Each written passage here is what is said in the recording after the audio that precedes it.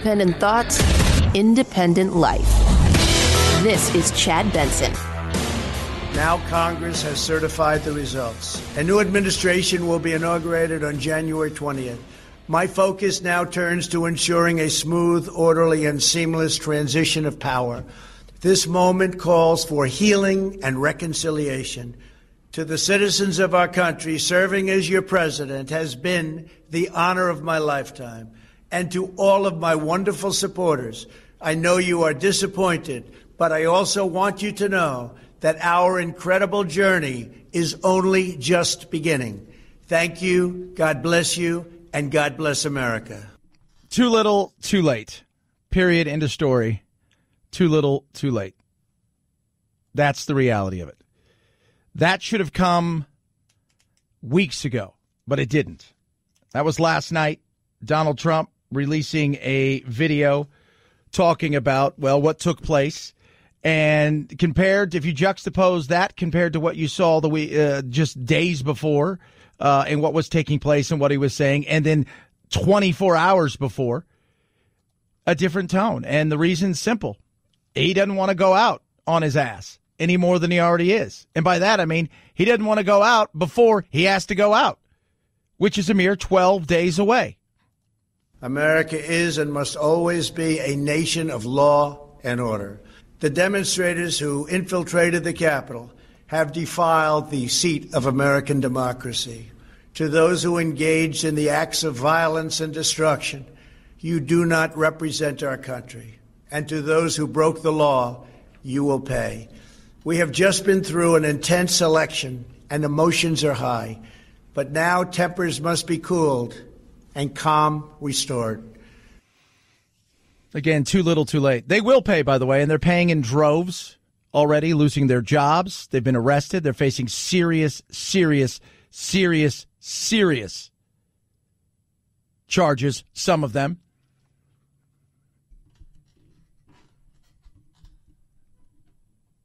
And for what? For lies. That's what it was. It was lies. Look, we have every right to question some of these things. Judges in, places going, yeah, I guess we can do that when it comes to the election, non-elected officials doing things. You have every right. But the reality is everybody seems to think that in some way, shape, or form, this thing was stolen. It wasn't stolen. Some people can't fathom the fact that Trump lost. And what's made it worse is the continuous lies about how bad everybody is in these states and how they stole it from him. And some people are waking up. This is a lady who called C-SPAN. Listen to her, because I think the light came on. I just have one question. I wanted to know if my president lied to me today. And if he did, I want him to tell me. And more importantly, I want him to tell the family of the woman that got shot and killed today. I voted for him. I voted for him. I'm sorry. He did. He did. He told everybody. Do you have any people text me, direct message me, emailed me? Dude, wait till the 6th. You guys are going to see something. Wait till the 6th. I'm like, there's nothing you can do. Oh, yes, there is, man. Trump's telling us there was nothing you could do. Oh, yes, there was nothing you could do. Period. Case closed. End of story. There was nothing you could do. He knew that, and he lied again and again. He knew it, and he lied. He knew it, and he lied. Oh, don't you, man. It's coming. It's coming. Don't you, this day, you mark it. There was nothing at all that they could do. There was nothing. Nothing.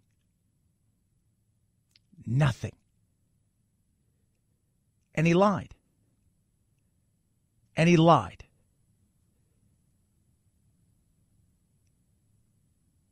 It's over. Now, should we look into stuff when it comes to our elections? Absolutely. I continue to say this. pursue the legal things that you think you could pursue. Try to, like all of us, should want to demand more from our elected officials when it comes to the election, every election, that it's safe and secure as much as it can be. But at the end of the day, this right here, what took place the other day, there's no excuse for it.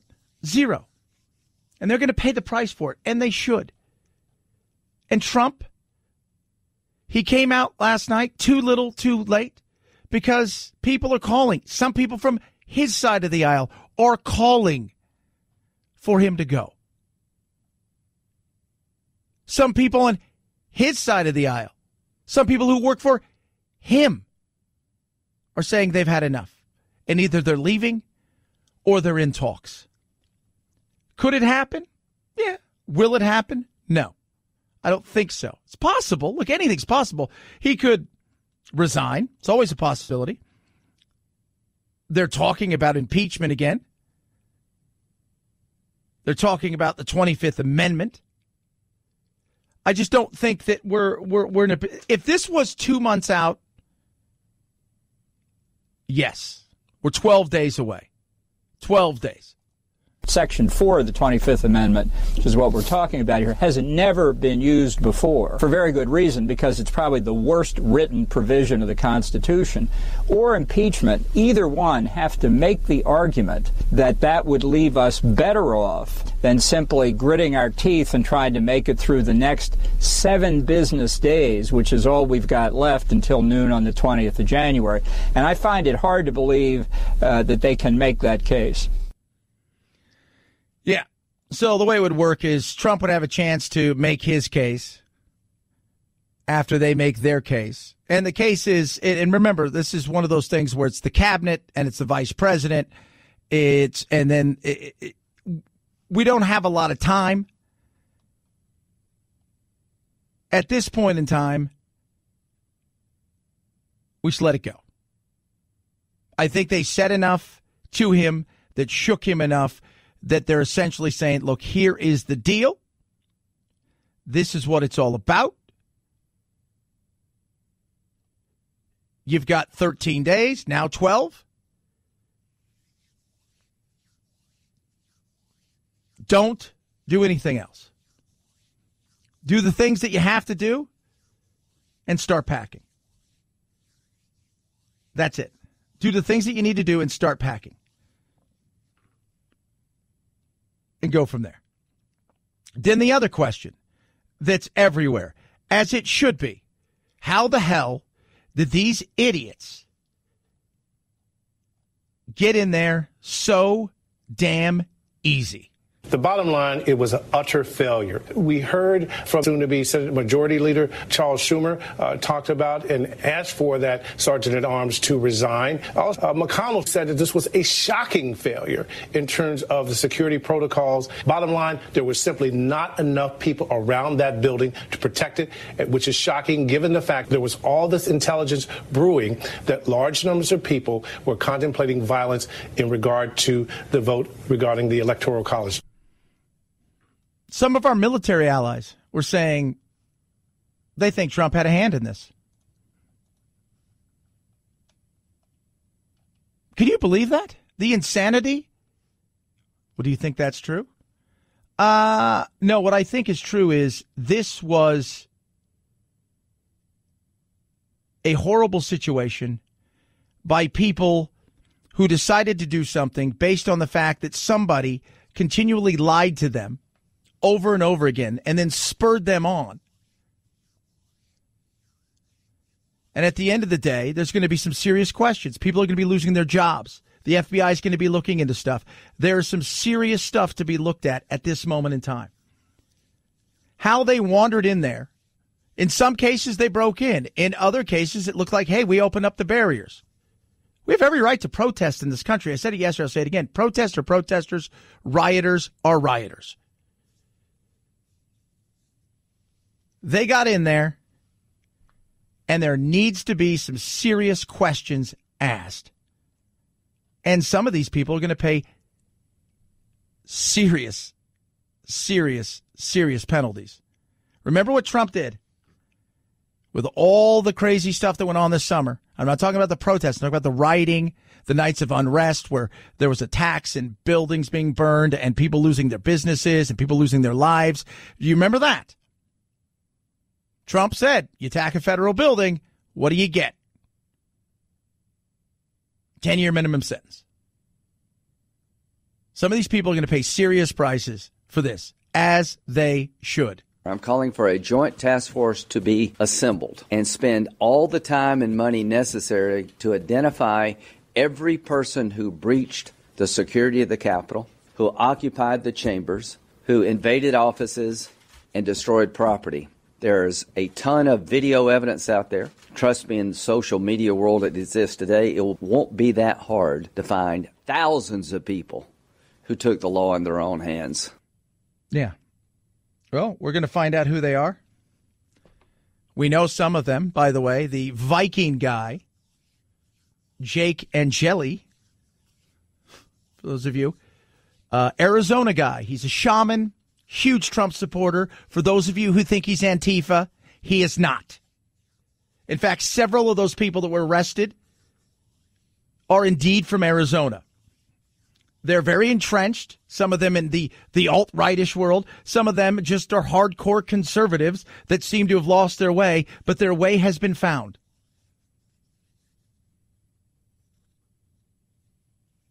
There's a 50-year-old woman there. She's from here. Her husband said, I just wish she would have went back to the hotel. Well, she didn't, and she's in a different hotel. 323-538-2423 at Chad Benson Show is your Twitter. Tweet at us, text the program. Love hearing from every single one of you. Raycons, best earbuds around. Love my Raycons. I was telling everybody, so all the chaos broke out. I ended up doing tons of extra radio, and I had to stay up here instead of going home. And the hotel I stayed at, the one I just booked, it was just up the street, but a little sketchy at times. I'm not going to lie to you. Very, very loud. And I'm like, I had my Raycons. I'm like, I wonder how much talk time I have left. And I wonder how much time. Oh, there's still enough juice in there. I fell asleep. And when I put them in, I was relaxing, listening to some calm, relaxing stuff that I like to listen to. And guess what? I didn't hear anything else but that. Raycons are amazing. Sound quality, but the noise isolating fit separates it from everything else. No stems, no wires. It is truly incredible. Get your Raycons now. Well under $100, about half the price, if not far less than half the price of many other premium wireless earbuds. Get yours now. How? Go to buyraycon.com/Chad. Save an extra 15%. Buyraycon.com/Chad. Buyraycon.com/Chad to save that extra 15%. Chad Benson Show.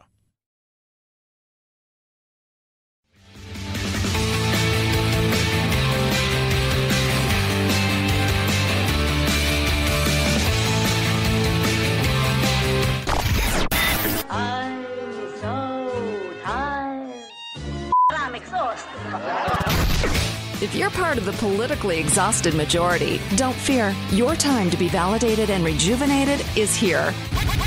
Wake up. It's the Chad Benson Show. Yeah!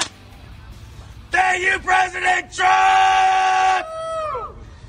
Thank you, Q!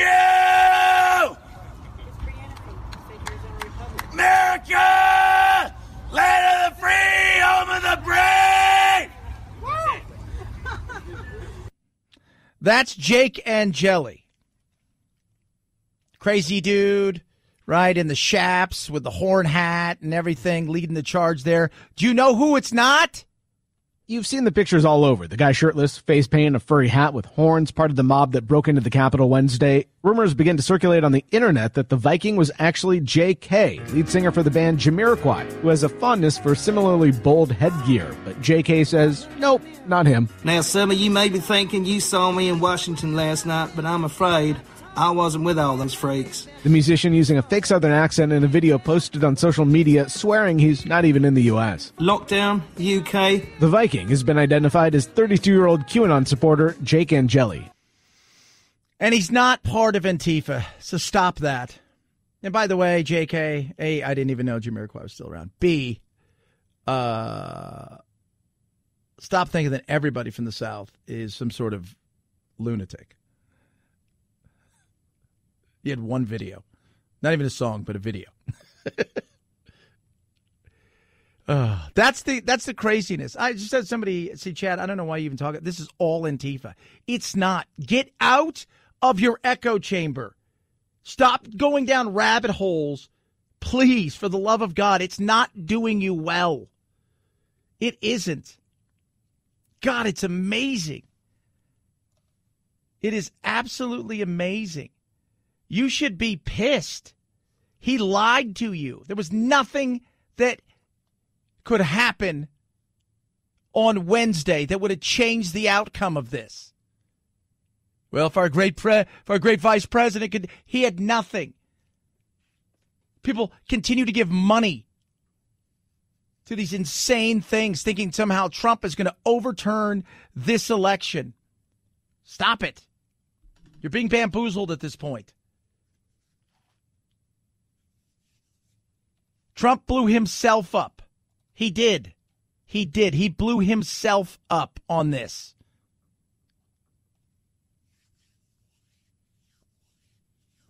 I'm fascinated at times.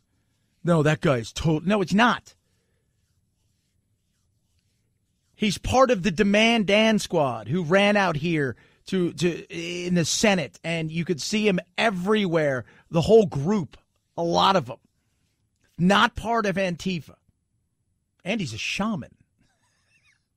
323-538-2423 at Chad Benson Show's your Twitter. Tweet at us, text the program. Love hearing from everyone. We've got a new rich individual, and I do mean rich. When you hear how much he made last year, we're going to break it down for you. It is amazing and awesome. Other people will say, it's just absolutely vile. No, it's not. It's incredible. Chad Benson Show.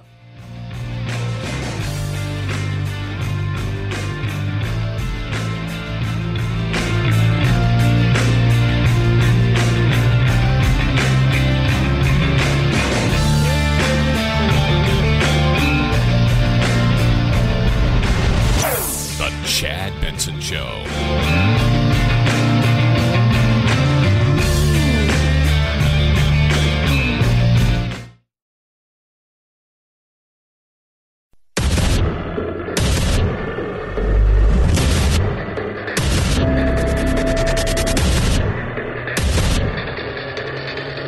Independent thoughts, independent life. This is Chad Benson.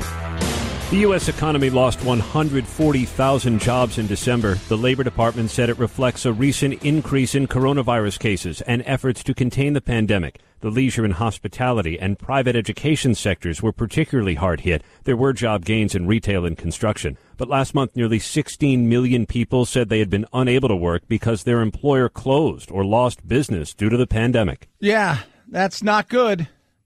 Reality is now that we've gotten through the election and the end of the year, we're into the new year and it's starting to settle in. We have a new president coming in and there's the question of what's next, right? What's going to be the next thing? Is there going to be more money coming? Well, yeah, I'm pretty sure they're going to do everything they can to get even more money into people's hands. I think that's easy to see. And the first order of business is to pass an emergency COVID-19 bill, which, among many other things, says to working class Americans, we know you're in pain, and we're going to get you a $2,000 check for every working class adult in this country. We are on your side. We're going to expand health care to cover the uninsured. We're going to deal with student debt. We have got to be bold in a way that we have not seen since FDR in the 1930s. Like Bernie would like to see that. Do I think that's going to happen? I look, here's my thing. People worry, like, what's Biden's America going to look like? It's going to look like America that kind of was under Obama. They're going to push him to do some stuff, and he may, but he's also, I think, going to push back as well.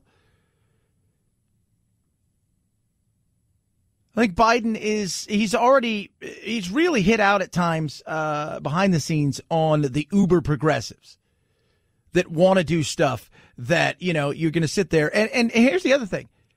you may want to do all these things. We're not in a position to do all the things that you want to do. We're not. We need to raise taxes on. We're not in the position right now to hand an anchor to a drowning man and tell him to swim ashore. You might want to throw him a life raft, right? Or a vest, which is what this 2000 will be. But a lot of the other things that they want to do, it's not going to happen. And I know they're going to try it. They're going to try it hard. I remember what happened in 2010. The Democrats during the 2008-2010 period controlled the White House, they controlled the Senate, controlled the House. And you remember what happened in 2010? Democrats got wiped out. They had the power, but they did not deliver for the American people. So what we have got to do right now, no ifs, buts, is have an aggressive agenda that says we understand that we have to act and act now. And the reason Bernie's saying that? Because he knows there's a good chance the House is in play, and same thing with the Senate, because we're a nation that doesn't like to see one side have too much power. A lot of, somebody just texted me and said, do you think a Republican will ever be president again? I said, yeah, probably Republican will be president again. Will it be 4 years from now? I don't know. I said, but we also have a very short memory in this country. The pendulum swings. The millennial generation is uber progressive. Generation Z is showing they're a little bit more conservative and libertarian. We will have a Republican president again. At the end of the day, right now, Republicans are in disarray. They got to figure out what they're going to do. They do. They got to figure out what they're going to do. But the Democrats know, like all politicians know, look, we probably got 2 years to try to get some stuff through, and then they're going to take some stuff away from us, and it's going to be gridlock again. That's what's going to happen. So we got 2 years. What are we going to get done? Trump and them got taxes done. Obama got Obamacare. It's kind of the way that these things roll out. You get one big one, and then it's,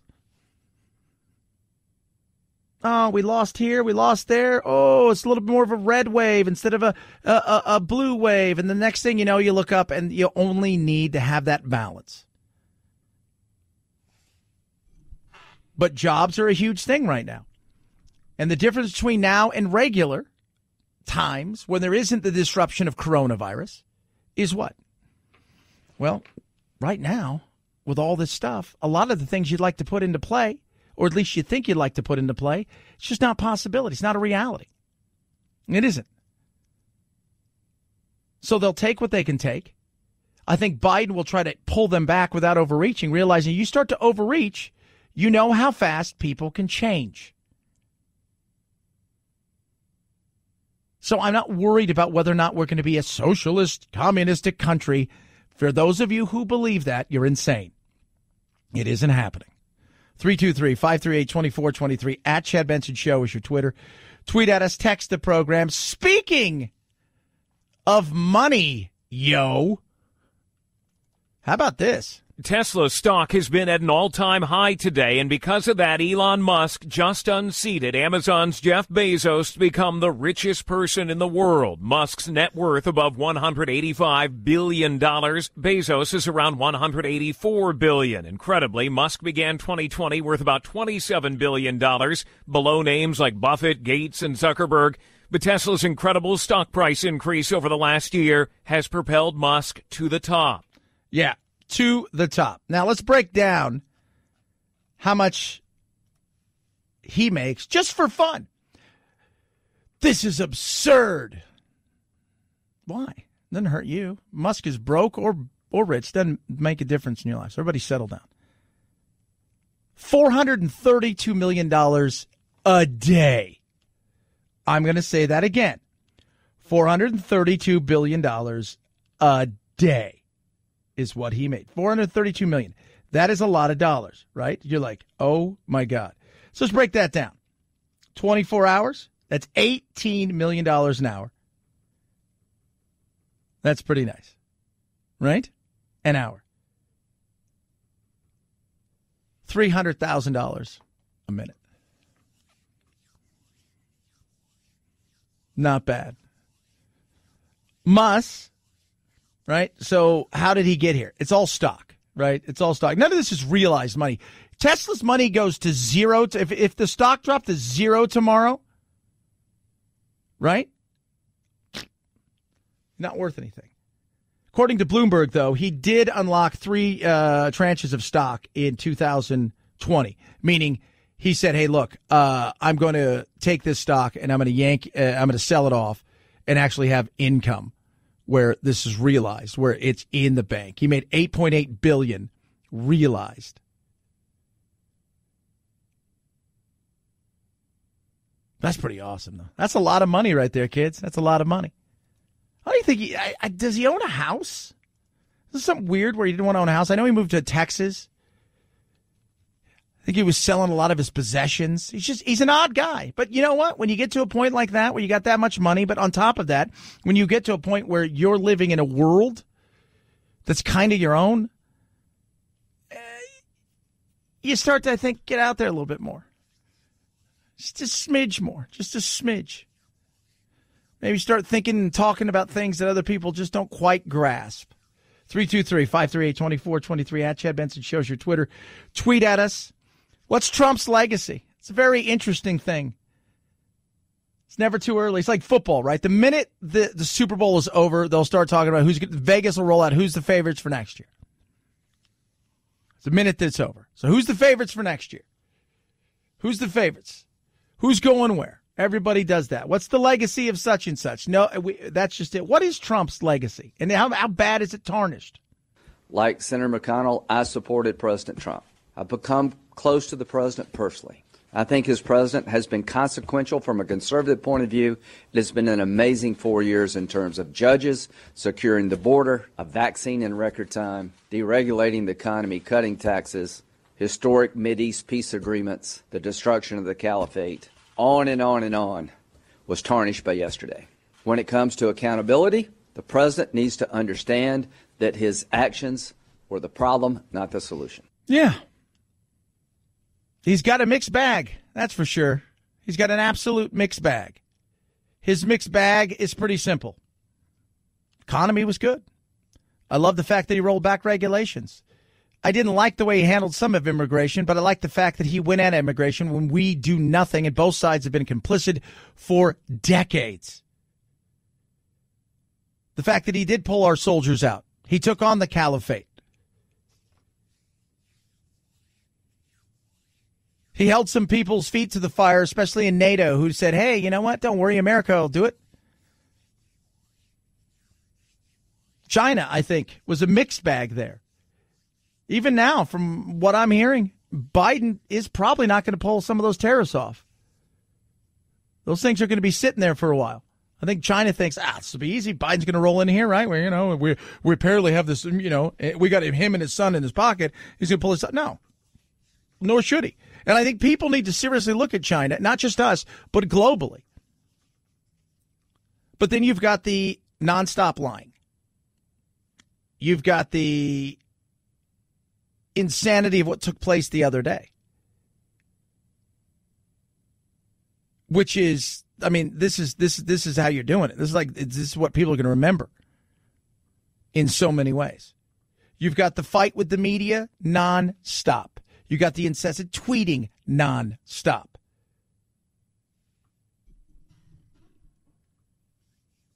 It's a mixed bag, but if somebody asked me, what would you give him?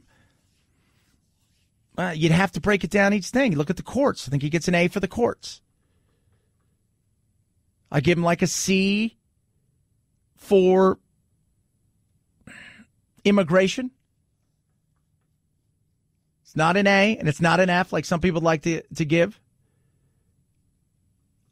Foreign-wise, I think I'd give him a B. Truth, I'd give him an F. Can we go lower? Is there a lower one? The way he handled coronavirus, I'd give him a D. I know everybody wants to paint everything on him, but you got the vaccine. You may even give him a C. I think at the end of the day, it's going to be a mixed bag. But he himself, I think a lot of people, when they step back, are going to go, you know what, the actions are one thing, but him personally, it's probably going to be an F. Got to look at the whole thing. But there are serious, serious issues that will tarnish his legacy. And he had a chance to leave in a much different way. And because of what happened the other day, not only does it hurt his legacy, I think short term, the chance of him being the kingmaker in the Republican Party is gone away. And the chance of him running again probably in 4 years, if he's healthy, that's probably done. 323-538-2423 at Chad Benson Show is your Twitter. Tweet at us, text the program. Love hearing from every single one of you. By the way, I tweeted out something. Stop being so serious. Can we have that? Stop being so serious. Please. We'll talk about that. Chad Benson Show.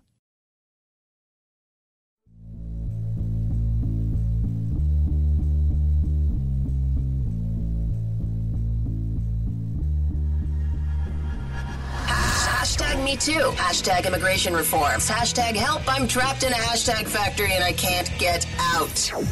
The Chad Benson Show.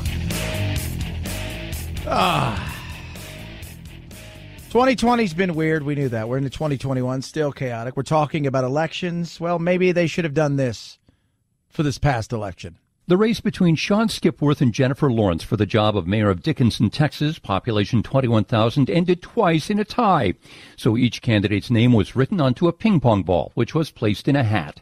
The mayor of neighboring Friendswood did the honors. Sean Skipworth! Mayor-elect Skipworth says, "This has been such a long campaign, and then to end like this, I'm kind of numb." By the way, Skipworth and Lawrence each received 1,010 votes. Add them up and you get 2020. Appropriate. Yeah.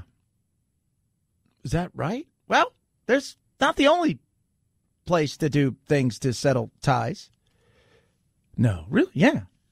All right, how about this? Virginia, they've got a strange way of doing it. In fact, 27 states prescribed ties by drawing lots. 15 call for new elections. Another state call for legislative votes or the governor or election board to decide. New Jersey is the only state that does not have a tie-breaking statute.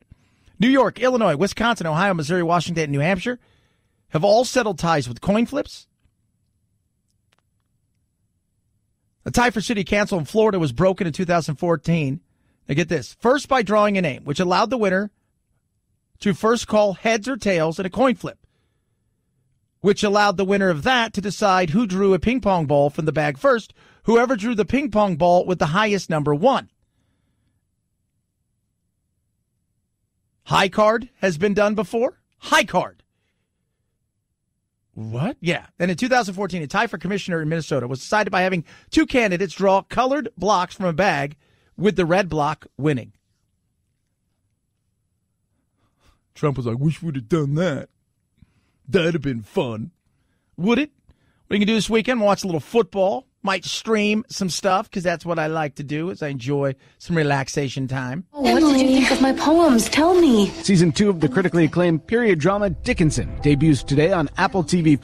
The first 3 episodes out now with a new one each Friday. On Netflix, Pretend It's a City is among the new offerings. I'm the only person who's lived in New York as long as I have who has never made a correct real estate decision. The show from Fran Lebowitz and Martin Scorsese takes an often humorous look at life in New York. And Marvel Studios' Legends debuts on Disney+. We're told the series will dive deeper into the stories of some of Marvel's most compelling characters. Some fun stuff. You got the start of the golf season, and then, of course, you've got 3 games tomorrow and 3 games on Sunday. So let's break down the schedule for the NFL playoffs. Now, Phil, you'll be interested in this because normally you're not paying any attention because your team's not there. But this Saturday is different. This Saturday is different. So tomorrow morning, we start off with an amazing game. Colts, Bills. I like the Bills. Like the Bills in this one. I'm going to tell you why. Josh Allen surprised everybody. Colts defense is Super Bowl caliber, and they got Diggs as a wide receiver. It's a real team. Colts, Phillip Rivers, pretty good year. End of the day, Bills get this one. Buccaneers, Washington. 7-9 Washington team of sports name team. And the Buccaneers. It ends tomorrow for Washington. Bucks win that one. And then the middle game, Bears Saints. I mean, no. Then you've got the other game is the Rams Seahawks. That's a tough one. I think Seahawks get that one. Sunday, you got 3 big games. Ravens Titans. I'm going to go with Titans in that one. You got Bears Saints in that one. Browns Steelers in that one. It's going to be a great game. A lot of fun. Weird not seeing people in the crowd in some places, and in other places you'll have some fans. But it's a fun weekend of sports, which takes our mind off craziness and chaos. I advise you do that. Chad Benson Show.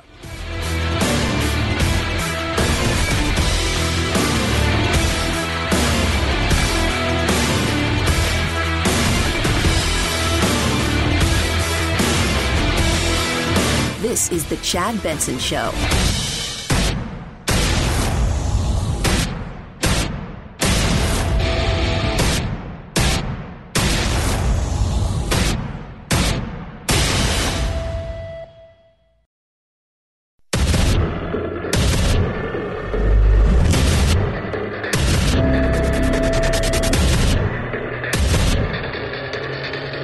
Independent thoughts, independent life. This is Chad Benson.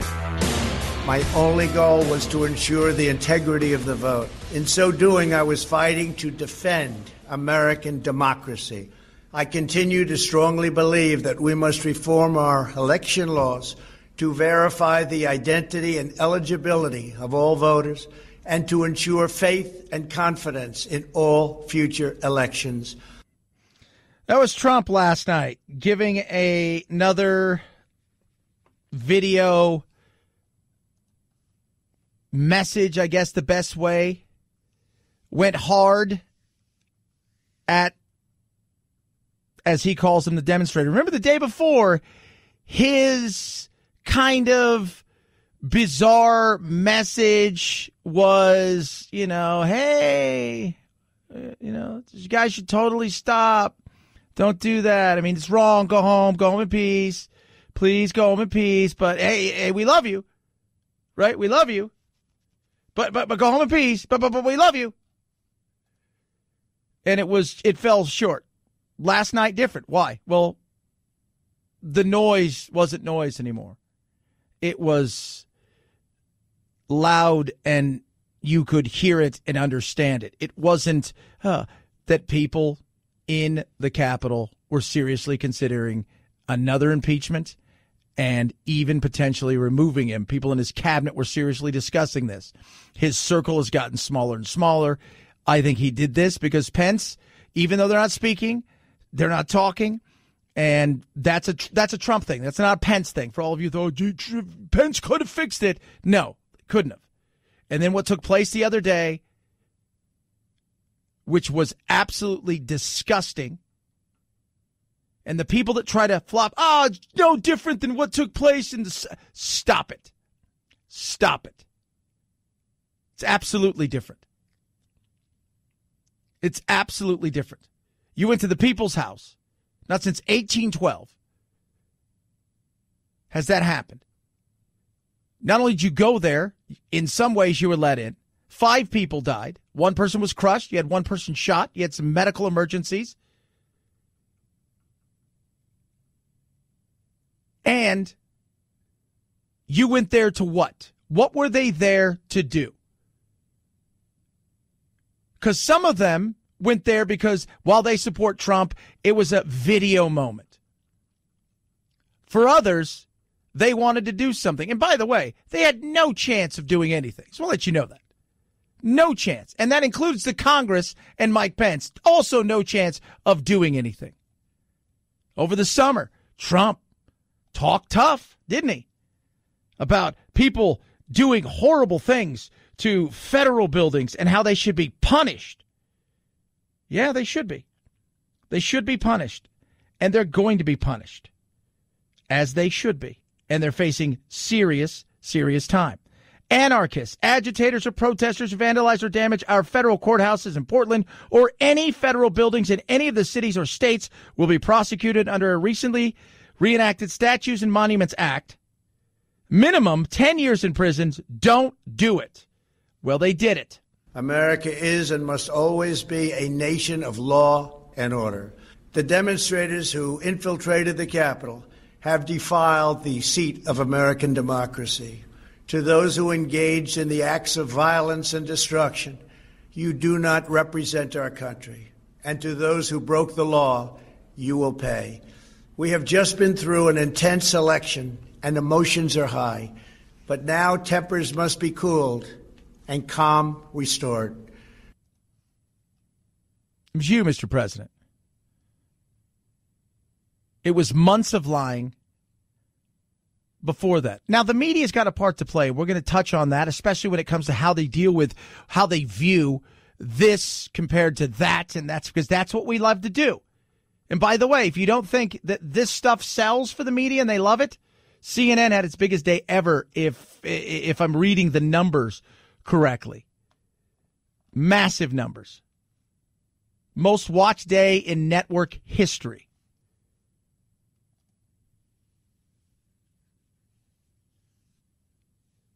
Your video was to save your last 13 days in office, which is now 12. That's it.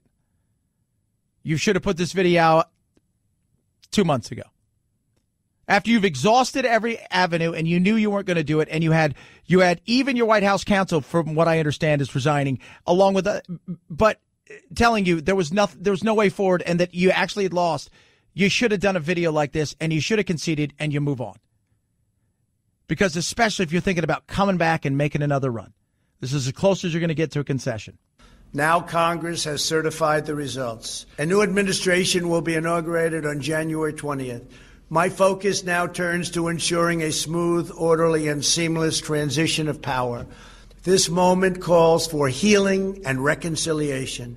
To the citizens of our country, serving as your president has been the honor of my lifetime.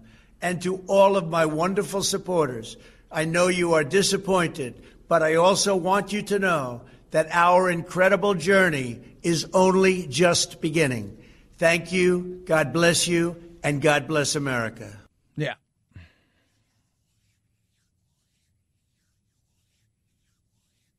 But you continued to push, and that took place the other day. Look, those people, they did their own thing.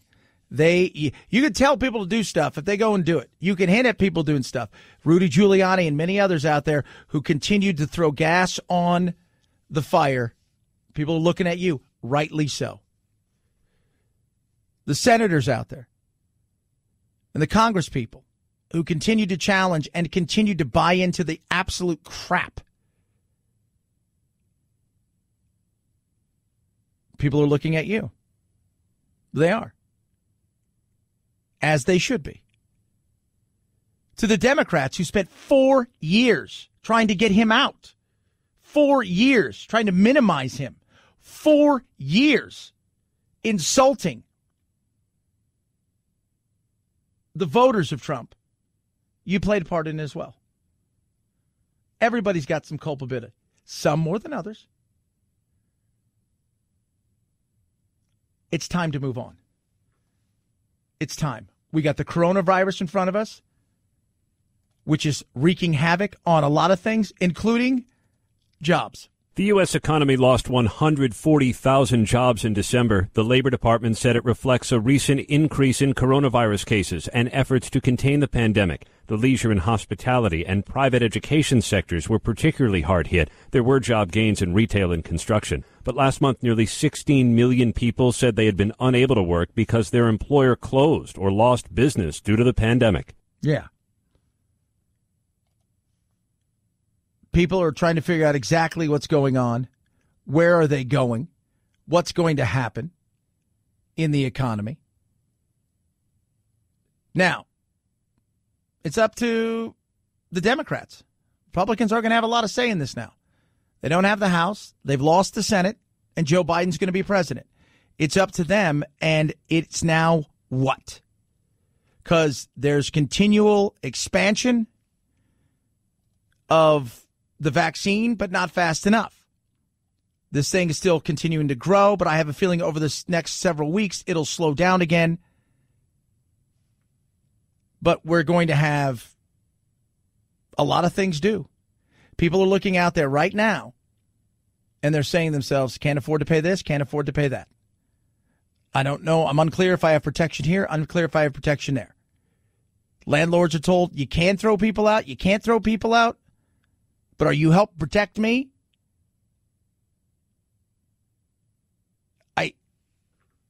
It's uncertainty. It truly is. And you've got this thing continuing to spike. Yesterday, record number of people died. You've got hospitals in places across the country that are not just at capacity, have blown past capacity. You've got businesses that are they're done. People are unemployed. There's a lot going on. So now it's up to Biden, and people are going to be watching Biden. People on the right who push to get Trump out, they're going to be watching too. What are you going to do? How are you going to handle this? How are you going to approach this?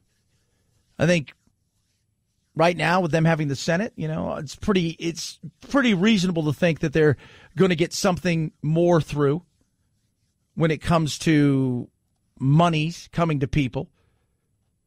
Bernie Sanders talked about the first thing that they need to do, and it's pretty simple. It's about getting money into people's hands, but it's also, Bernie and everybody else out there, it's also about reopening the states, making sure the kids are going back to school in a timely fashion because they've already fallen behind a year, which also frees up their parents to go back to work.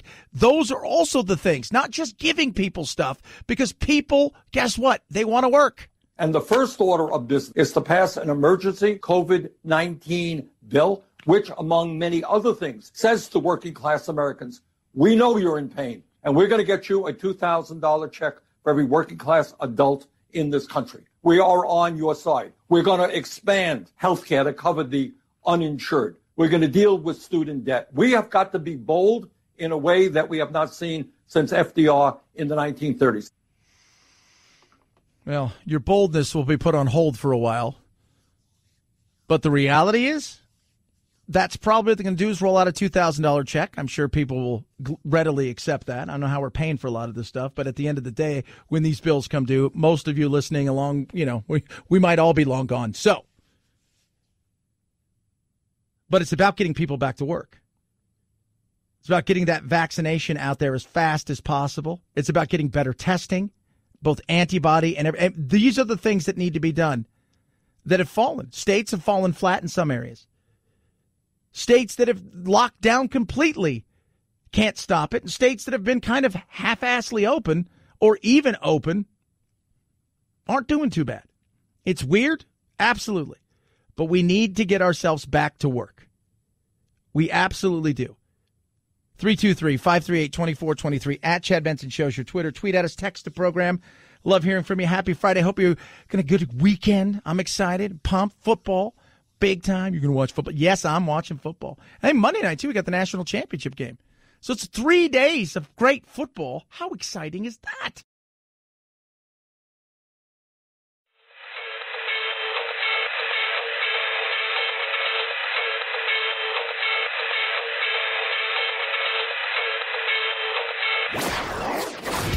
Don't let the Washington Beltway strangle you.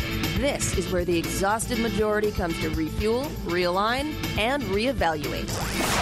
This is Chad Benson. 5, 4, 3, 2, 1, 0, ignition, liftoff. Now it's time to find out what's trending. What's trending? Yeah, what does that mean? I mean something, right? Like it's trending on the old internet. What's trending? Let's find out. See what's going on trending around the magical world of the internet. Tesla. Elon Musk announced richest man in the world. Elvis Presley. 8 things you need to know about the singer. It's his birthday. Are you lonesome tonight? Born January 8th, Tupelo, Mississippi. He had a twin brother who was born, stillborn. Elvis would frequently talk about his twin, though, in adult years. He bought Graceland for $102,000 when he was 22 years old for himself, his parents, and his paternal grandmother. 500,000 people still come every single year. Speaking of vaccines, he played a huge role in the inoculation efforts during the polio outbreak in the 40s.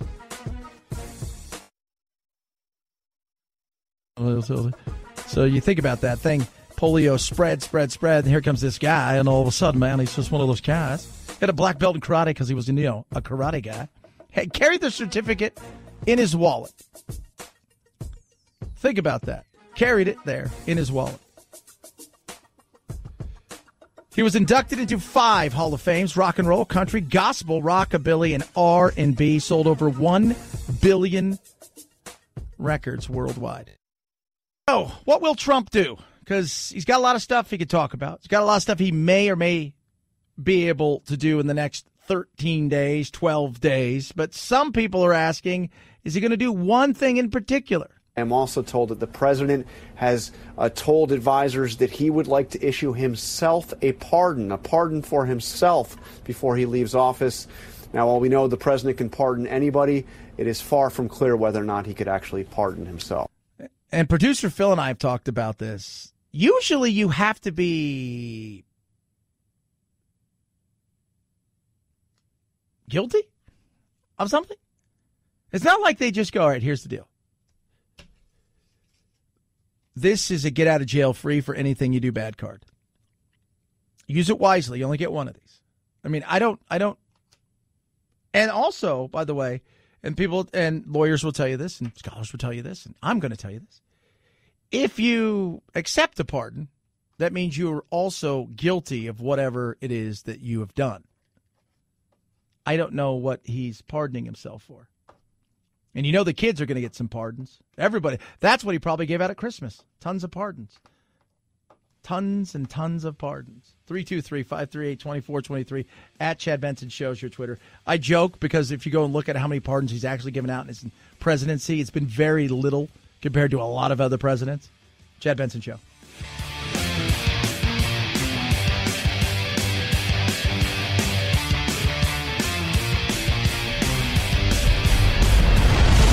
The Chad Benson Show.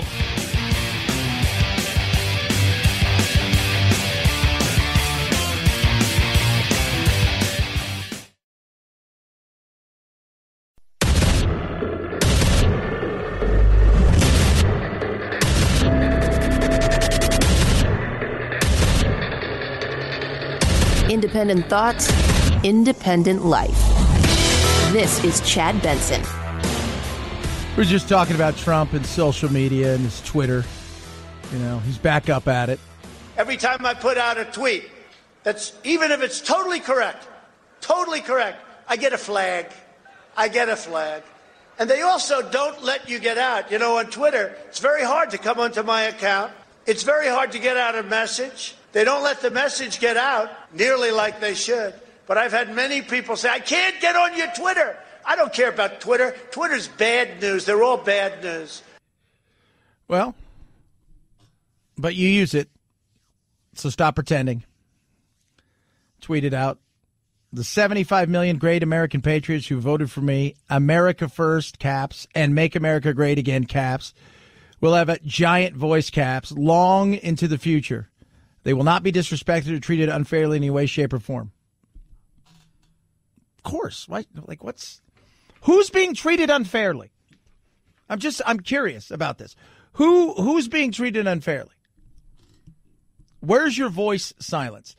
Has Twitter silenced people's voices? Yeah, some of them. We have a huge problem with that. I have a massive problem with that. Facebook's done stuff like that before with us. We posted a picture. I can't even remember what it was. Of something that was real. And they took it down and they suspended us for a while. We were laughing. It was like, that's the dumbest thing ever. Like, that's the dumbest thing. What are you thinking? Like that, but it is what it is at this point. You got Parler if you're on the right, you can go there.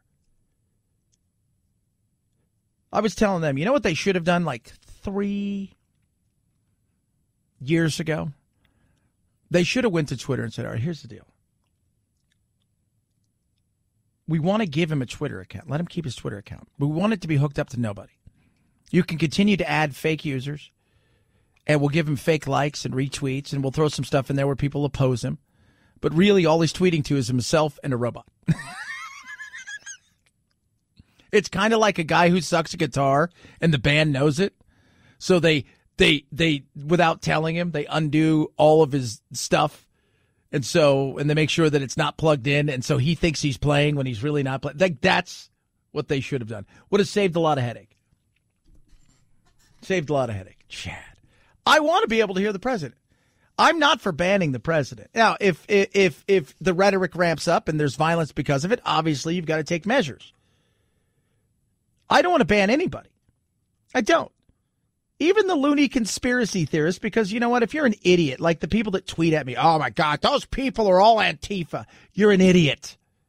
They're not. You're in an echo chamber. You're not going to get, there's nothing that's going to bring you out of it. There isn't anything that's going to bring you out of it. As long as you're not inciting, enticing, and, people to do things. I'm an inciter, right? I'm going to entice some people, but I'm not going to incite it, but I'm going to entice them. I'm going to entice them enough to pay attention, and I'm going to do, you're not calling for violence, any of those things. I mean, we shouldn't be silencing people.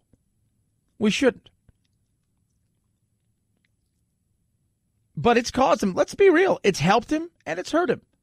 It's caused him a crap ton of problems. Probably at the end of the day, it helped him along the way to get elected. It helped ramp up his base, but it also cost him tremendously.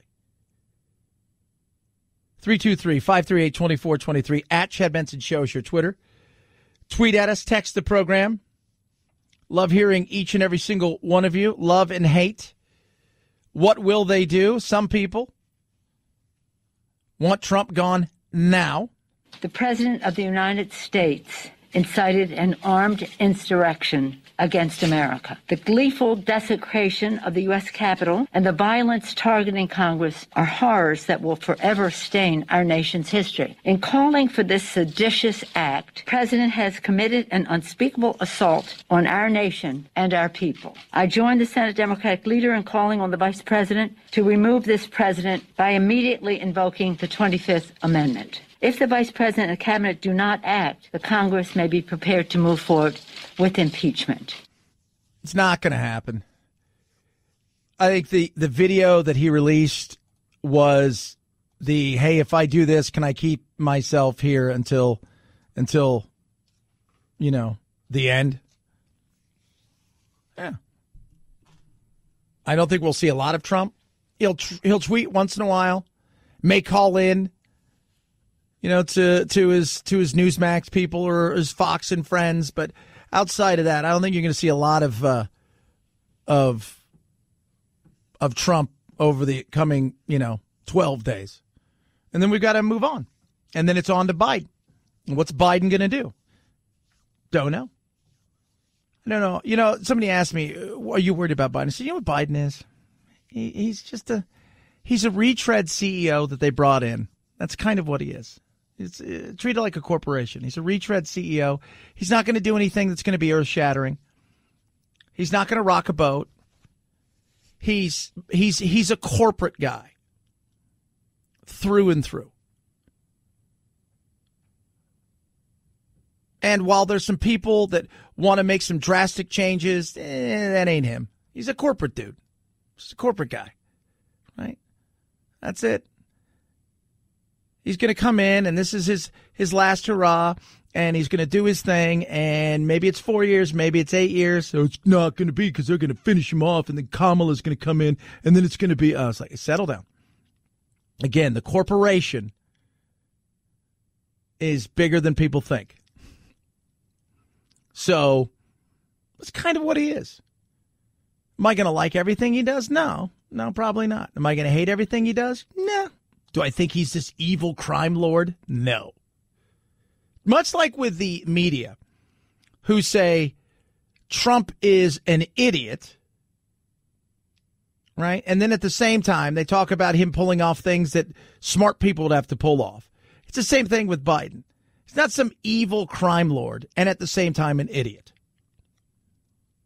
He's corporate. That's what he is. He's corporate. He's going to do some corporate stuff. He's going to do some stuff that pleases some people on the left, and a lot of people on the right are going to get bored, and the TMZ politics will fade away, and it'll just be kind of business as it was kind of an Obama. And I think with less kind of issues. Doesn't mean it's going to be perfect, but let's hope that's kind of the way it goes. And for those of you out there who are just like, nope, this is it. Enough. And for those of you out there on the uber left who think that he's ushering in something that is going to be just, oh man, this is it. We're all gonna be, eating, vegan and everybody's gonna have free health care and free college and it's gonna be come by a no. Enough. 323-538-2423 at Chad Benson Shows your Twitter. Tweet at us, text the program. Love hearing from every single one of you. Still asking the question about the legacy of Trump. Like Senator McConnell, I supported President Trump. I've become close to the president personally. I think his president has been consequential from a conservative point of view. It has been an amazing 4 years in terms of judges, securing the border, a vaccine in record time, deregulating the economy, cutting taxes, historic Mideast peace agreements, the destruction of the caliphate, on and on and on, was tarnished by yesterday. When it comes to accountability, the president needs to understand that his actions were the problem, not the solution. Yeah. He had some good things. He had some bad things. And a lot of the bad things were self-inflicted. A lot of the things that Trump did were self-inflicted. Through rhetoric, through lies, through so many different things that he did. That he did. And in many cases, they had very little to do with issues or politics. But he lied. Over the last several weeks, he has lied. Over the last several weeks, he has continued to perpetuate things that just aren't true. And I'm not even talking about the election itself, like what took place the other day, that somehow magically this could be overturned by the swoosh of a magic wand by Mike Pence, or some magical way that, the likes of Paul Gosar of Arizona and Ted Cruz of Texas challenging something and having something thrown out, and it just was never going to happen. That was never going to happen. And yet people continued to tell me, you wait till the 6th. You wait till the 6th. I had 3 people say, Chad, you always say, I'll bet you my house. And I said, and I'll bet you my house. I'm still waiting for them to text me back. I want my deeds.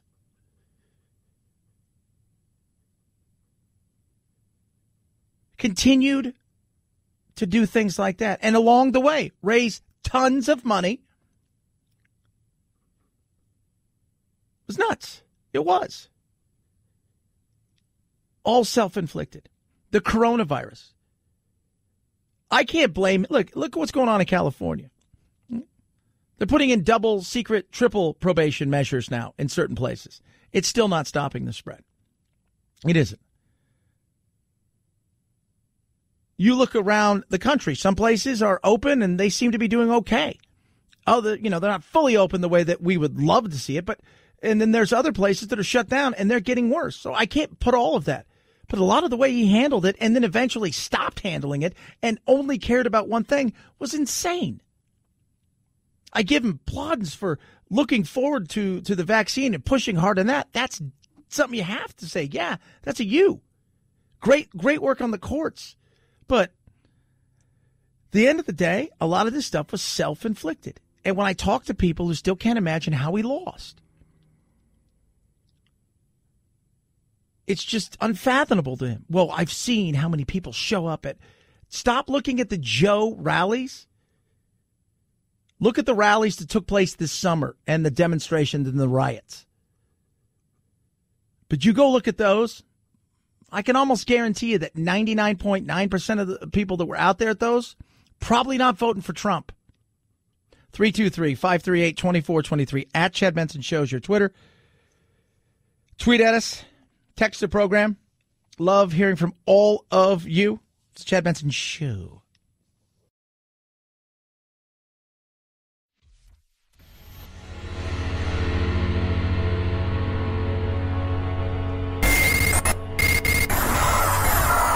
No fake outrage here. Just the real thing. The Chad Benson Show. I got maced. You got maced? And what happened? You were trying to go inside the Capitol? I made it like a foot inside, and they pushed me out, and they maced me. What's your name? Where are you from? My name is Elizabeth. I'm from Knoxville, Tennessee. And why did you want to go in? We're storming the Capitol. It's a revolution. By the way, TMZ's got something out where the towel that she's rubbing her face on looks like it has an onion in there. And they're questioning whether or not she was even maced. Speaking of being maced, let's throw her with some Animaniacs. We're Animaniacs, totally insane. They pushed me out and maced me.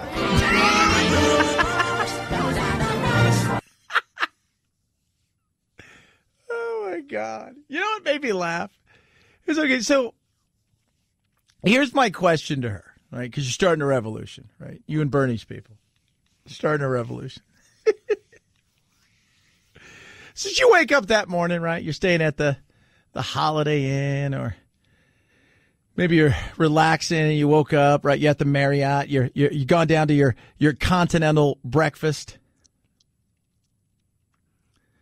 And like, today's the day for the revolution. Let me get my phone. I got to go back up to the room. I forgot my chapstick.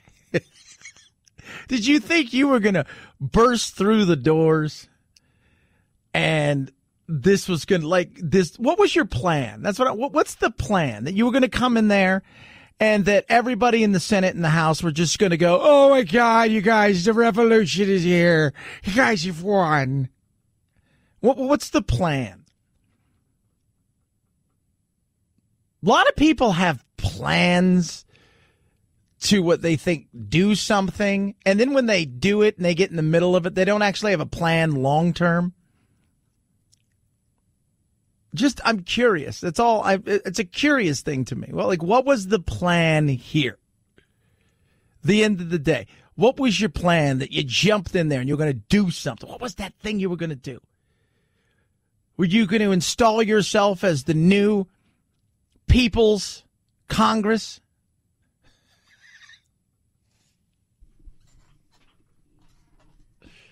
Oh, Chad, so mean.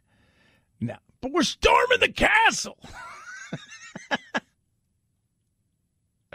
We're doing it. You can't stop us. You can try, but we're storming the castle. I don't think so. I don't think so. I don't think you're storming the castle. I don't think any of those things. And I think you guys are going to end up in jail. A lot of you who thought you were doing something. A lot of you who thought you were super extra, triple, double patriots. We're going to do something. People that scream about civil war and revolution. We have a guy that works here. And oddly enough, he works for my syndicator Radio America like 15, 20 years ago. He's one of the first people employed, but now he's out here in Phoenix. Served big time in the military. Was in a very big, famous situation. And he was wounded pretty big. And we're talking yesterday. And he says, people love to talk about, it's about a revolution, it's a civil war, let's take it to the streets and to get into the action. And he goes, 99% of those people have never been anywhere near that kind of action. They don't know what it's really like. They've never been shot at all in any kind of situation like that. And They're idiots. And I said, I know. Again, it's some people have gone down a rabbit hole, and you're not going to. They've drank the Kool-Aid. They went to Jim Jones. You know the joke about the drinking the Kool-Aid. Oh, they've drank. That's a joke, but that's a joke based in reality. But by the way, not everybody there drank the Kool-Aid. Yeah, not everybody in Jonestown drank the Kool-Aid. Those who refused to drink the Kool-Aid face something else. But a majority of them did. A majority of them decided it was good to drink the Kool-Aid. Some of those people, they've gone down a rabbit hole. One of the women that died, her family begged her not to go. And they said that she had gotten into QAnon conspiracy theories, and she hated Biden and Biden's people, and she bought everything that Trump said. And it was, and they begged her not to go. And she went, and they begged her not to go, out afterwards. Just come back to and it's still. So sometimes it's just not a lot you can do. 323-538-2423 at Chad Benson Shows your Twitter. Tweet at us, text the program. Love hearing from all of you. So stoked it's Friday. It's been a hell of a week, that's for sure. 12 days away. 12 days until Trump leaves and Biden arrives. Chad Benson Show. This is the Chad Benson Show.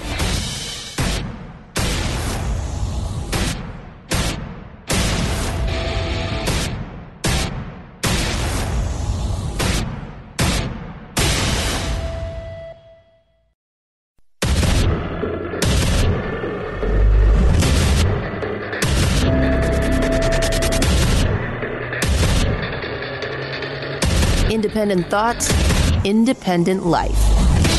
This is Chad Benson. Now Congress has certified the results. A new administration will be inaugurated on January 20th.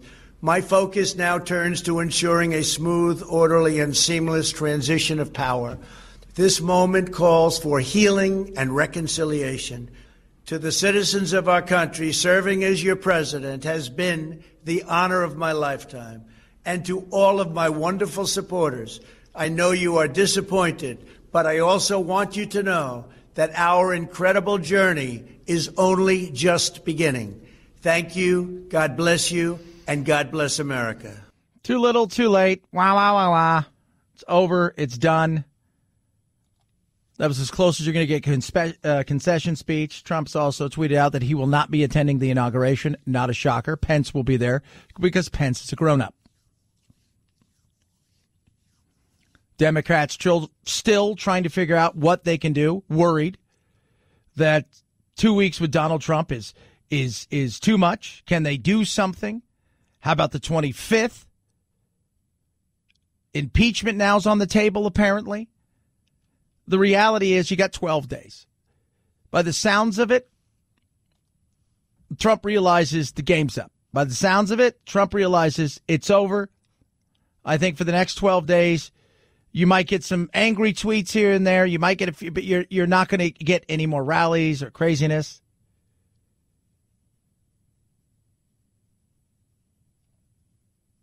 You're not going to get any of that stuff. I think it's going to be quiet. I think he's going to be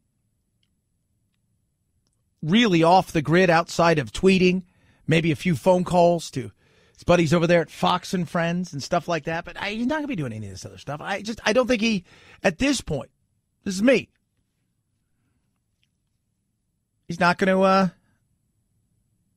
to cause waves because resignation after resignation, people that were close to him, his circle is getting smaller and smaller and smaller and smaller.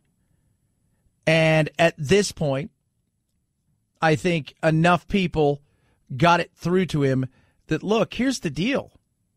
Either you're going to be quiet and you're going to allow this thing to happen, or they're going to remove you from office. And that will be how you go out. That you didn't even finish out your term. That either they impeached you twice and once they convicted you, or they invoked the 25th Amendment. Might not have time to do it, but that's the last thing you want. So, There it is. Not going. The rest of the world still trying to figure out what in God's name happened the other day. How did that happen the other day? How was that so damn easy? The bottom line, it was an utter failure. We heard from soon-to-be Senate Majority Leader Charles Schumer talked about and asked for that Sergeant-at-Arms to resign. Also, McConnell said that this was a shocking failure in terms of the security protocols. Bottom line, there was simply not enough people around that building to protect it, which is shocking given the fact there was all this intelligence brewing that large numbers of people were contemplating violence in regard to the vote regarding the Electoral College. Yeah. How did that happen? How did that happen? These were domestic terrorists. It meets the definition of domestic terrorism. It meets the definition of sedition. It meets the definition of insurrection. It makes no sense why they were allowed to walk out the door. Now, I asked James Gagliano yesterday, a former FBI guy, now was on a bunch of shows, CNN, everywhere else, and he says, look, first of all, they were completely undermanned. Secondly, depending on who you talk to, they were told, essentially, when offered National Guard and other things, those things were turned down. But he says in a situation like this, where people, there's a mob or a riot, he goes, in normal situations, you don't defend buildings. This is not a normal situation. Obviously, that building means more than, than say a shoe store or liquor store. Not trying to be jerk. That's just the reality of it. The second thing he says is you're also dealing in a situation where you've got multiple areas where people are trying to get into. You have a limited staff. Your goal is to guard some of the things there, including some of the people, make sure they get into areas where they're safe, which is our government. And then you try to quail the mob before you make arrests. You're not making arrests as they go.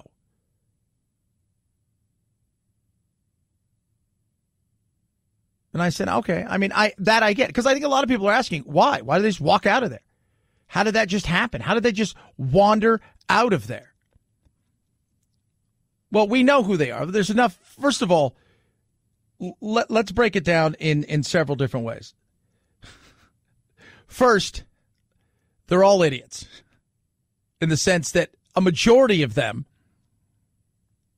right, live streamed it. So we kind of know who they are. Secondly, some of them were doing interviews and talking to people.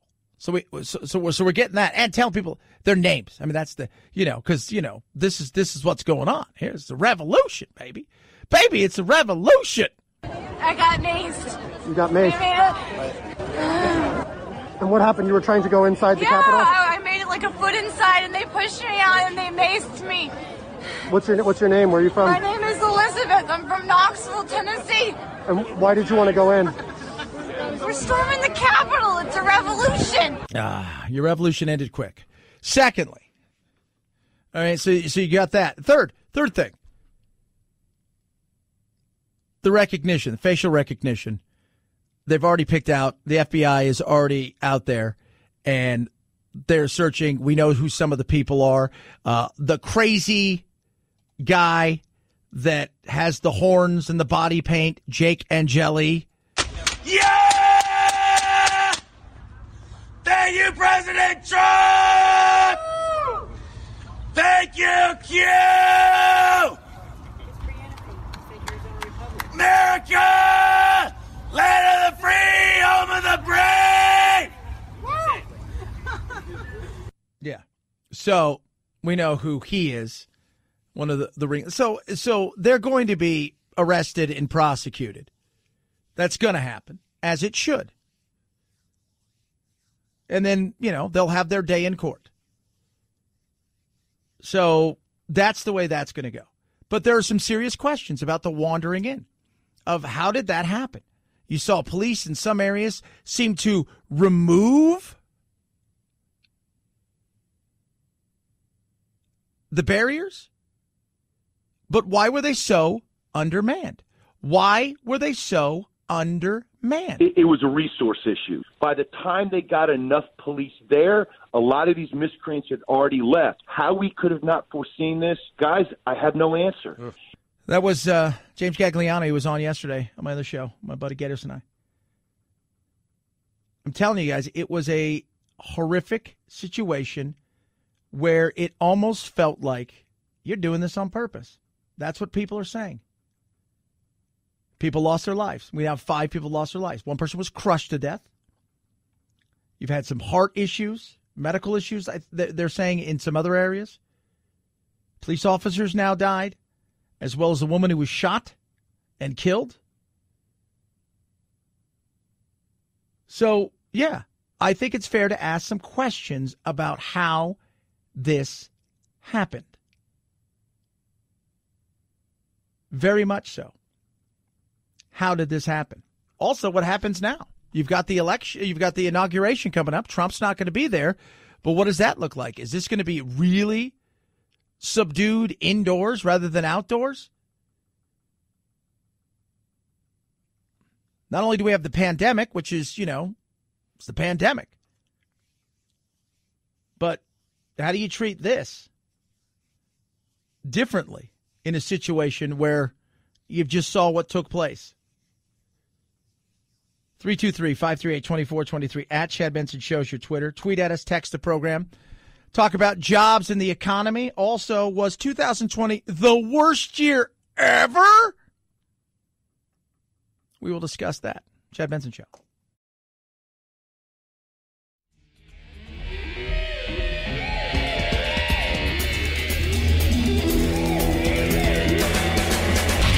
You go, boy. This isn't about right or left. This is just about right and wrong.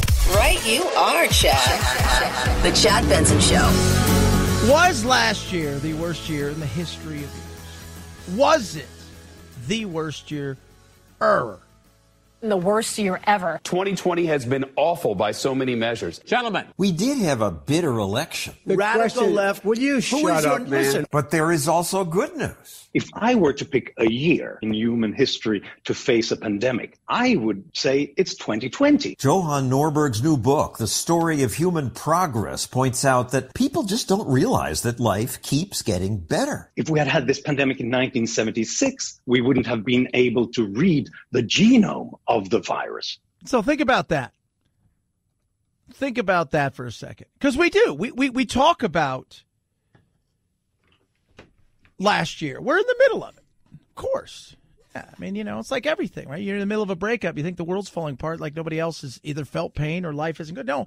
And I'll say this. Last year for me, was it the worst year ever? No.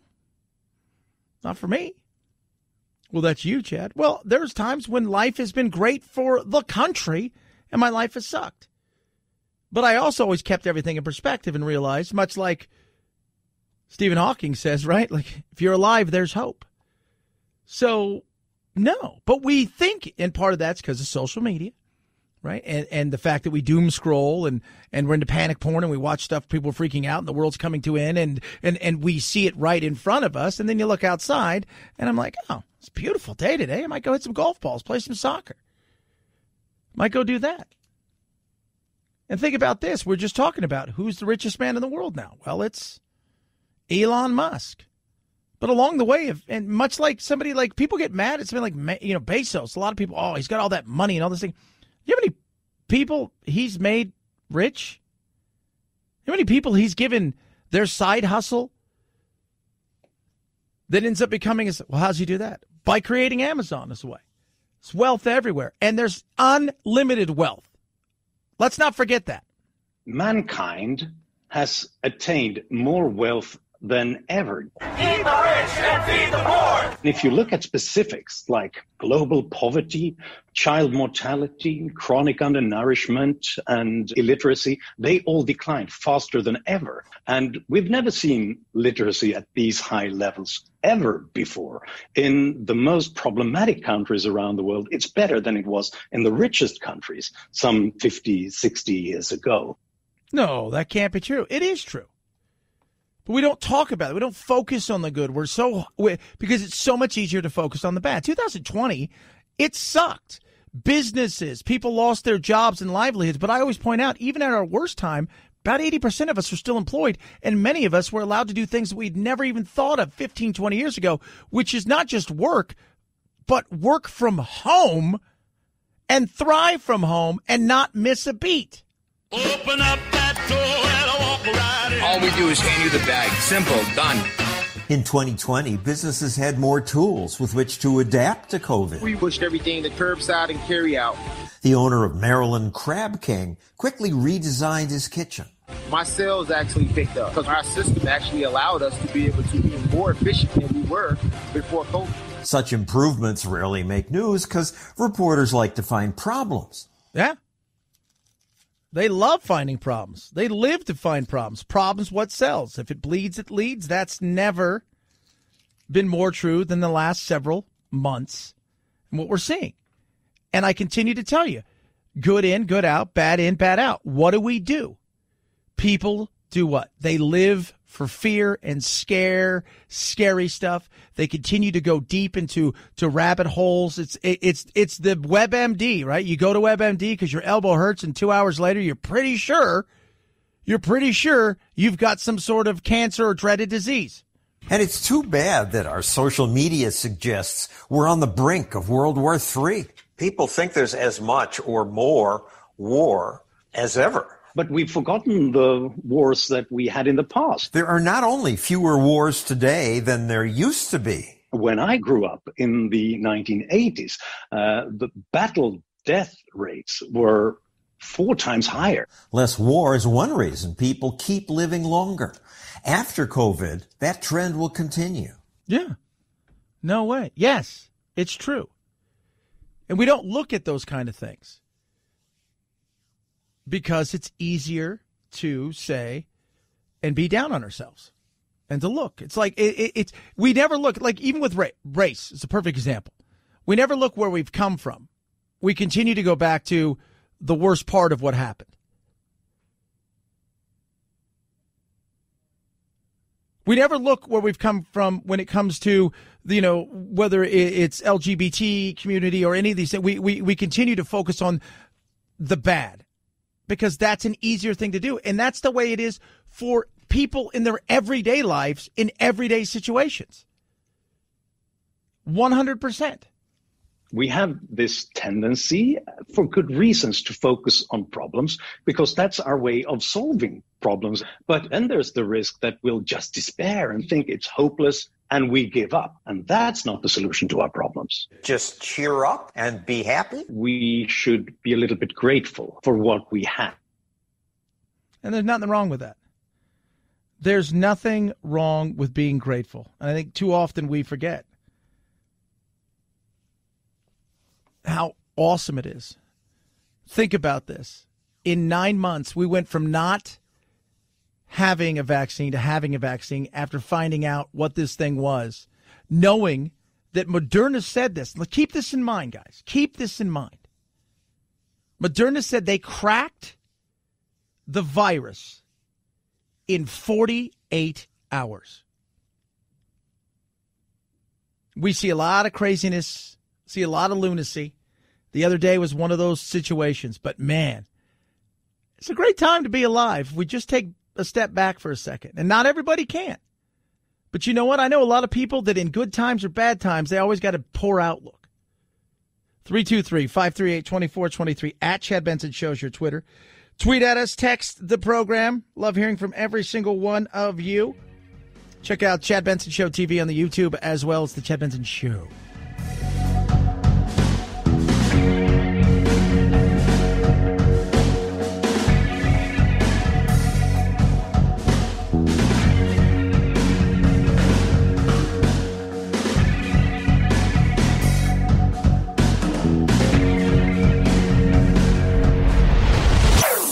Chad Benson Show.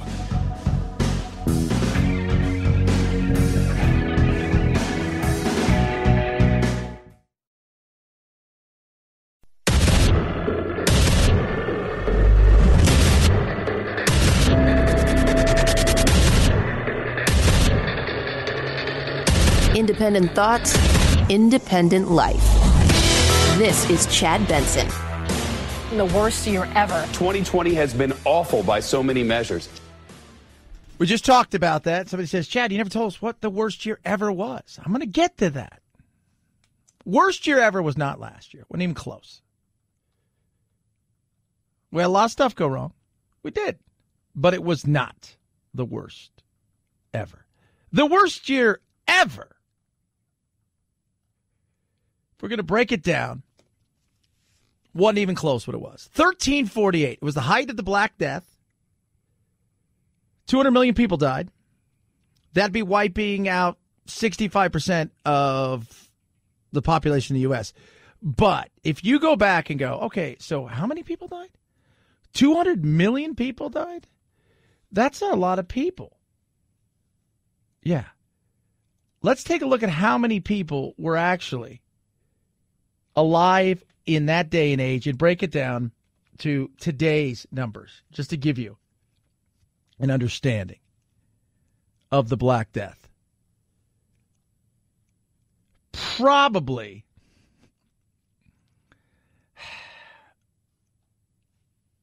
you're looking at maybe 600 million to 900 million people.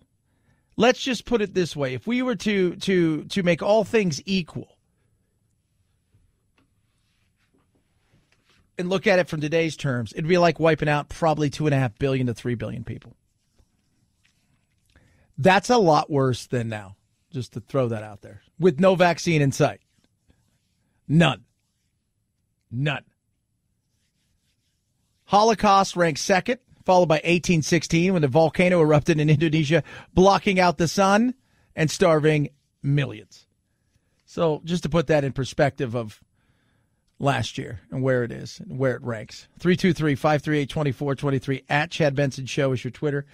Tweet at us, text the program. Trump will not be going to the inauguration. Not a shocker. Tweeted that out to all the people that have asked. I will not be going to the inauguration. Yesterday, Trump did a video that was as close to his concession speech, I think, as you're going to get. My only goal was to ensure the integrity of the vote. In so doing, I was fighting to defend American democracy. I continue to strongly believe that we must reform our election laws to verify the identity and eligibility of all voters and to ensure faith and confidence in all future elections. Yeah. That's how it started, going into it. Look, we should all want to have that, Mr. President, but at this point in time, it's too little too late. He came out, talked about what took place. America is and must always be a nation of law and order. The demonstrators who infiltrated the Capitol have defiled the seat of American democracy. To those who engaged in the acts of violence and destruction, you do not represent our country. And to those who broke the law, you will pay. We have just been through an intense election and emotions are high. But now tempers must be cooled and calm restored. Yeah. And they will pay.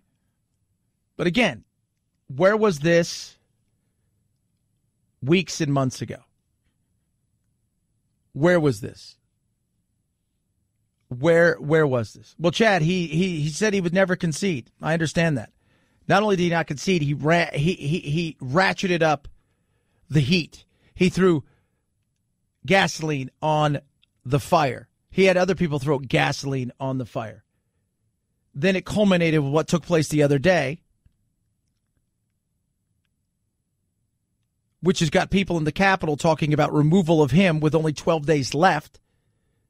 And the Democrats, I think, are going to make some sort of play because Pence looks like he's not going to try to invoke the 25th and get the cabinet to jump on board. And I think that's probably because Pence is probably working behind the scenes saying, look, I've talked to him. He's going to lay low. How he ended his speech. Now Congress has certified the results. A new administration will be inaugurated on January 20th. My focus now turns to ensuring a smooth, orderly, and seamless transition of power. This moment calls for healing and reconciliation. To the citizens of our country, serving as your president has been the honor of my lifetime. And to all of my wonderful supporters, I know you are disappointed, but I also want you to know that our incredible journey is only just beginning. Thank you, God bless you, and God bless America. I think the journey for him as part of this is over, though. And I agree here with Chris Christie. That's the kind of thing that we expect from presidents and the kind of thing that all of us who have been friends with the president for years were hoping for. I think doing it, 8 weeks later, is too little too late. And I agree with Chris Christie. And to continue to push this insanity, to continue to push this baloney, to continue to push this lie that in some way, shape, or form that you were going to be able to fix what you thought was stolen from you on the 6th when they ratified it was BS. To continue to tell people that Pence can fix it or that it was a lie and you knew it because everybody had told you over and over again. They had told you this couldn't happen. They had told you this could be done, and you continued to do it, and it culminated in that day, and people are starting to go, hold on a second. Did he lie to me? I just have one question. I wanted to know if my president lied to me today. And if he did, I want him to tell me. And more importantly, I want him to tell the family of the woman that got shot and killed today. I voted for him. I voted for him. I'm sorry. It's a lady from Boise, Idaho, named Tammy. Yeah, he lied. He's lied about a lot of things, and most of it's a bunch of crap. Most of it means very little to anything. Most of it's stuff like, there was 500 million people that came to my inauguration. No, it wasn't. But this election BS is exactly what it was. Look, election integrity is important, and you should go through every avenue to prove out what you think has been done wrong. But every time you got in front of a judge, your people failed to deliver anything. And in many cases, never even claimed fraud. And this is what I hear all the time. Well, we didn't get a chance to get in front of a judge. No, you did. You did get a chance. You got 50-plus chances to get in front of judges. You didn't get in front of the Supreme Court because they didn't think it was worth it. But you did get in front of judges. And the judges said, you've got nothing here. There is nothing here. What you're saying you have, your witnesses, where are they? These affidavits, you've got nothing. Now, if we take a long view and the investigations still want to continue to find out if things happen, that's how investigation takes time. Ask people who investigate. These court cases were to stop the certification and to move forward and give people opportunities to dig deeper. But to do that, like anything else, you need to have some sort of proof. And the wild conspiracies that are out there are you just sit back. And every time, and the thing is, and I don't engage with a lot of, because you just can't. Because they don't want to hear it. They believe it to their core, and they're not going to let it go. There's not a lot you can do there. There is not a lot you can do there. You believe it to the core, to the point where it is not just the belief of whether or not it's real. It's also so real to you that it affects you. Like, so real to you that no matter what is put in front of you that would show you something different, you would never believe it. like this thing with all these people that were in the, in the rotunda and then got into, some of the chambers and to the offices in the Capitol. Oh, they're all Antifa. They're not. Yeah, that guy's Antifa. He's not. No, he is. No, he's not. He's not Antifa. How do you know? Because this guy here with the horns and the outfit, the chaps and he's all painted up. That guy's from here, Arizona. And he's all over the right-wing world. Everybody knows who he is. Well, he's a plant. You're not interested in information. You want affirmation. And that ain't going to be fixed. Some people like that lady are starting to ask questions. For a lot of other people, they're down the hole and they ain't coming back. 323-538-2423 at Chad Benson Show is your Twitter. Tweet at us, text the program.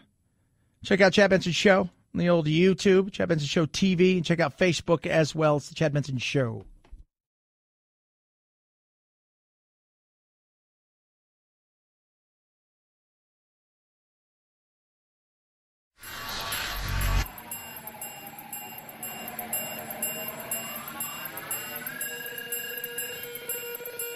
Set Chad straight. Text the show, 323-538-2423. That's 323-538-CHAD.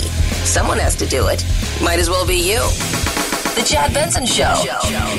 In 2017, the very first object that came from outside the solar system was spotted near Earth. And at first, people thought, well, it must be a rock, just like the asteroids or comets that we have seen before. Maybe it was ejected from another planetary system similar to ours. As they got more data on it, it looked very weird. It was much longer than it was wide. It exhibited a special push away from the sun, even though it didn't have any cometary tail to push it. Oh. Are they here? I mean, now is the time. You're going to show up. It's interesting, though,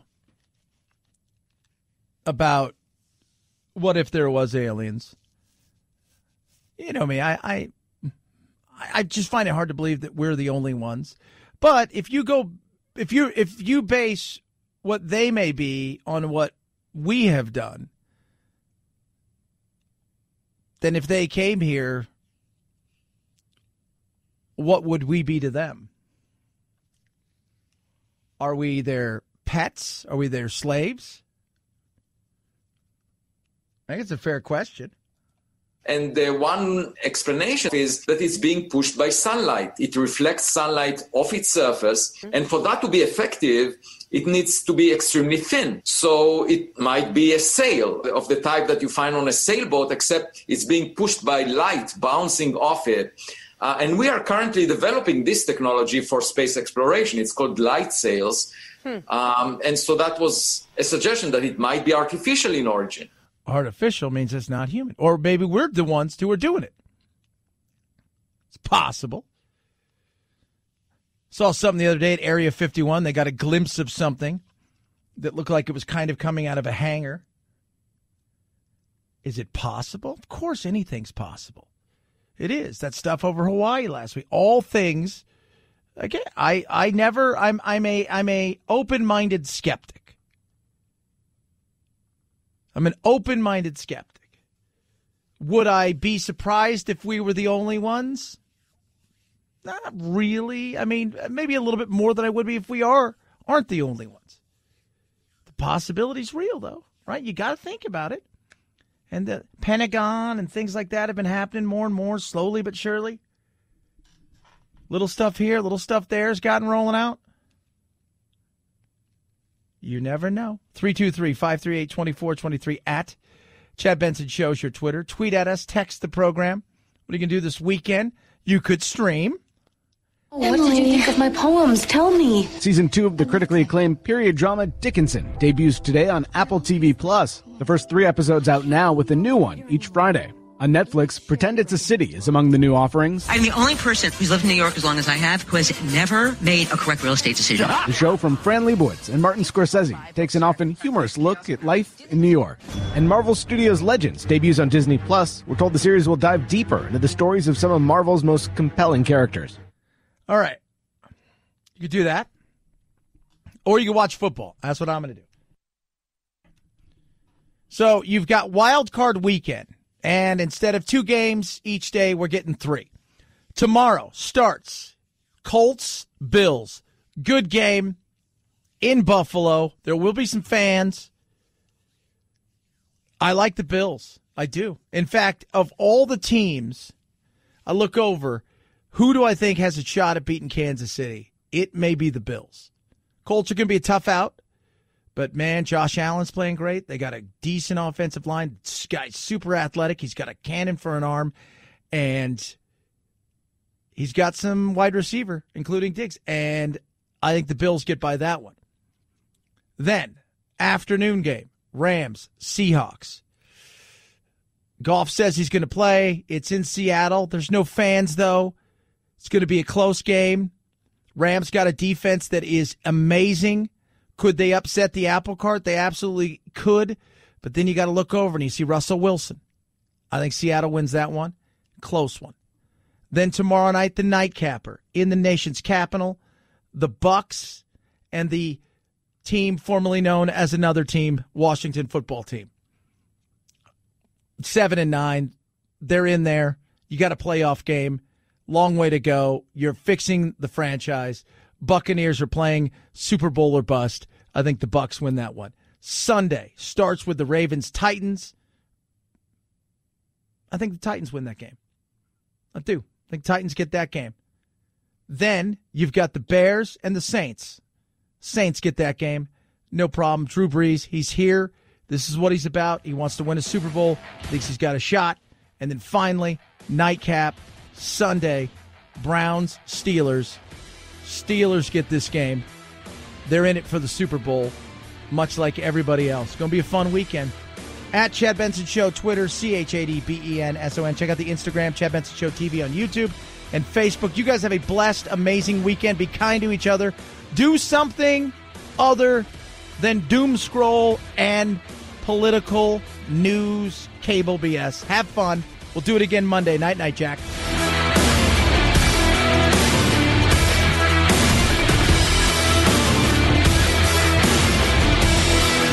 This is the Chad Benson Show.